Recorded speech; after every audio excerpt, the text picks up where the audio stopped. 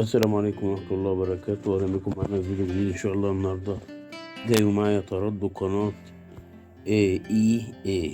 قناة AEA دي ترددها 11.636، ترددها 11.636 على النايل سات تعاملي.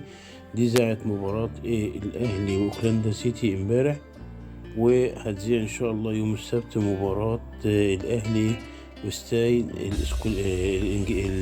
الأمريكي. المباراة دي مع الصور اللي انتوا شايفينها دي القناة دي كده، دي قناة جزائرية. دي ذاعت المباراة الأهلي، وهتذيع مباراة الأهلي القادمة قدام سياتل الأمريكي. فإن شاء الله نزلوا القناة ديت وتستمتعوا بمشاهدة المباراة، والسلام عليكم.